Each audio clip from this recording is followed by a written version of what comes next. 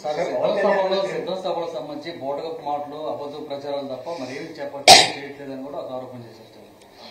ప్రజలు చూస్తున్నారు కదా, ప్రజలు చూస్తున్నారు. సిద్ధం సభలు వాటికి వచ్చే అవి కార్యకర్తల సమావేశాలు, కార్యకర్తలు ఎంత ఉత్సాహంతో వస్తున్నారో, ఎలా రెస్పాండ్ అవుతున్నారో అది ఎక్కడి నుంచి వస్తుంది? ప్రజల్లో ఉన్న ఆదరణ వల్ల వచ్చింది. ఆ ఉత్సాహం కానీ ఆత్మవిశ్వాసం కానీ నాయకుడి మీద ఉండే విశ్వాసం అది.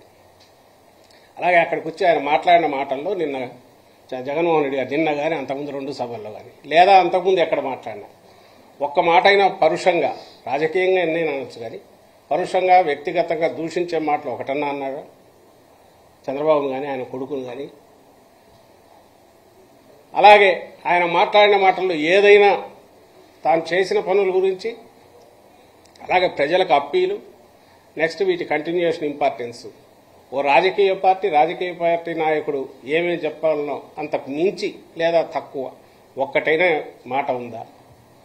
ప్రతిదీ కన్స్ట్రక్టివ్గా ఉంది, మాట్లాడుతున్నారు, చెప్తున్నారు. ప్రజల్లోకి ఆ మెసేజ్ పోతుంది.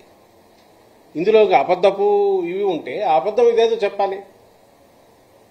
నిన్న మాట్లాడిన మాటలేవు, దాని మీద అబద్ధం ఉంటే చెప్పాలి. ఇది మీరు చేయలే కదా, ఎందుకు మాట్లాడినారని. ఏది లేదు కదా.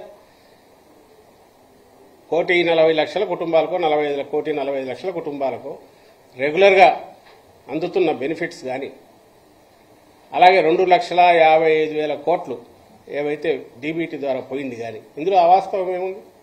కొన్ని ప్రభుత్వం లెక్కలే అవాస్తవం అంటే ఇంకా అది అంతా అవాస్తవం, అంతా బ్రహ్మ పదార్థం అనుకోవచ్చు. కానీ దీన్ని ఎవరికి డినై చేయలేదు కదా, కాదనలేని సత్యాలే కదా. అలాగే ఊరూరు సచివాలయాలు రావడం కానీ, నాడు నేడు కింద స్కూల్ బిల్డింగ్లు ఇది కావడం కానీ ఇవన్నీ కూడా వాస్తవాలుగా ఏమవుతాయి? నువ్వు ఎక్కడ కాదనగలవు? లేదా ఫీజు రీయింబర్స్మెంట్ ఫుల్ పే చేయడం కానీ, వైద్యానికి సంబంధించి 17 మెడికల్ కాలేజీలు రావడం కానీ ఇవన్నీ కాదని ఎవరు అనగలరు? మొత్తం వ్యవస్థనే పూర్తిగా మారిపోయి 4 ఏళ్లలోనే ఇంత డెవలప్మెంట్ కనపడేది కాదని ఎవరు అనగలరు? వాటిని ఏమనలేక ఈ మధ్య ఈనాడులో వరుసగా చూస్తున్న రామోజీరావు రోజు ఆయన విషం కక్కుతున్నది. నాడు నేడు కింద 100% అయిపోయినా ఎవరు అనలా. ఎక్కడ కాలేదో ఆ ఫోటో వేస్తాడు. మరి దీని సంగతి ఏంటంటాడు? అసలు నువ్వు ఏది చేయనోడివి? నువ్వు మీ నాయకుడు అని నేను రామోజీరావుని అంటున్నా. ఆయన నాయకుడో లేదంటే ఆయన బానిసో, ఆయన అనుచరుడు చంద్రబాబు నాయుడు. వాళ్ళ హయాంలో ఏది చేయనోళ్ళు ఈరోజు ప్రయత్నం చేసి భారీ లక్ష్యం పెట్టుకుని చాలా పెద్ద ఎత్తున 50% పైగా పూర్తి చేసి మిగిలిన కూడా ప్రోగ్రెస్లో ఉండి ఇంత ఫైనాన్షియల్ దీంట్లో క్రైసిస్లో కూడా ఇవి చేస్తున్న ఈ ప్రభుత్వాన్ని, జగన్మోహన్ రెడ్డి గారిని అది ఎందుకు చేయలేదు, ఇది ఎందుకు చేయలేదు అంటారు. కానీ చేసిన వాటిని నువ్వెందుకు 14, 19 మధ్య ఇందులో ఏది చేయలేకపోయావు? దానికి ఆన్సర్ ఉండదు. సో ఇది కేవలం 1-2 మీడియా సంస్థలను నమ్ముకోను, లేదంటే తన ఊదరగొట్టడంలో ఉన్న తన వాటి కాదు తన పరిపక్వతం లేదా తన మాస్టర్ క్రాఫ్ట్మెన్షిప్ను దాన్ని వాడుకొని చంద్రబాబు నాయుడు రోజు మాట్లాడిందే మాట్లాడుతున్నావు, లేకపోతే కొత్తది ఏదో ఒక కన్ఫ్యూజన్ క్రియేట్ చేయాలని ట్రై చేశారు. కాకపోతే ఎలక్షన్ల ముందు కూడా చేస్తున్నాడు.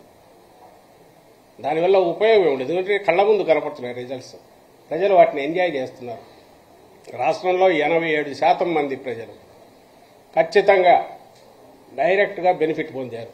ఏదో ఒక రూపంలో ప్రభుత్వం నుంచి బెనిఫిట్ పొందారు.